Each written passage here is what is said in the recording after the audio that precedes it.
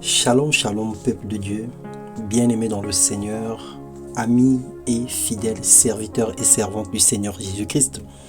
Que la paix et la grâce soient votre partage. Bienvenue dans la présence de Dieu. Les bontés de l'Éternel sont inépuisables et sa grâce surabonde encore dans nos vies ce jour.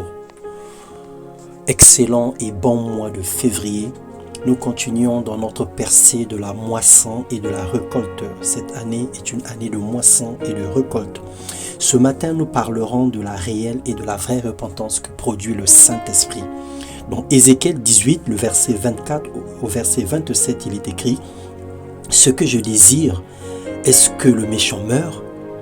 Dit le Seigneur l'Éternel. N'est-ce pas qu'il change de conduite et qu'il vive ? Si le juste se détourne de sa justice et commet l'iniquité, s'il imite toutes les abominations du méchant, vivra-t-il ? Toute sa justice sera oubliée, parce qu'il s'est livré à l'iniquité et au péché. À cause de cela, il mourra. Si le méchant revient de sa méchanceté et pratique la droiture et la justice, il fera vivre son âme. Mon frère, ma sœur, nous voulons cerner la responsabilité de tout un chacun par rapport au châtiment éternel. Il y a bien un enfer et un paradis qui existent. Vaut mieux la fin que le commencement, nous dit Ecclésiaste. Combien ont bien commencé aujourd'hui, mais se terminent ou terminent mal. Très mal au point de devenir ennemis de Dieu et persécuteurs, oublions que les bonnes œuvres ne suffisent pas pour être sauvés. Le Saint-Esprit nous révèle toujours la volonté de Dieu. Il nous montre comme dans un miroir notre parcours. La vie du mal nous écarte de la voie de Dieu. Le péché ainsi que le mépris du Saint-Esprit nous ferment la porte à la plénitude.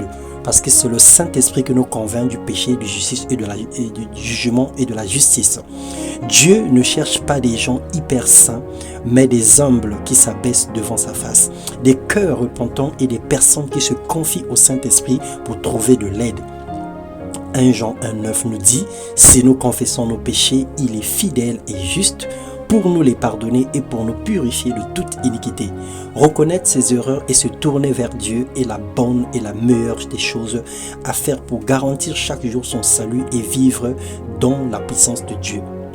Aujourd'hui, que la voix de Dieu retentisse dans nos cœurs et qu'il nous aide à marcher dans la sainteté. Car quel avantage y a-t-il de gagner plein de richesses pour le plaisir de sa chair et à la fin perdre son âme? Alors faisons le bon choix. Laissons le Saint-Esprit nous guider. Seigneur Dieu, toi seul est le chemin qui mène à la vie. La vérité qui nous montre ce chemin est l'unique vie dont chaque personne a besoin.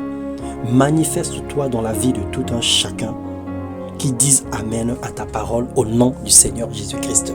Le Seigneur nous appelle à changer, le Seigneur nous appelle à se repentir, le Seigneur nous appelle à abandonner le mal, à vivre en nouveauté de vie. Alors le temps presse, l'horloge apocalyptique est presque arrivée à la date ou à l'heure X. Alors faisons attention, nous nous approchons chaque jour du retour du Seigneur et de la fin de temps. Nous nous approchons chaque jour du jugement éternel et du châtiment qui attendrait ceux qui auront refusé de croire et d'accepter le Seigneur Jésus-Christ comme leur Seigneur et leur Sauveur. Alors vaut mieux essayer que de ne rien faire et de regretter à la fin.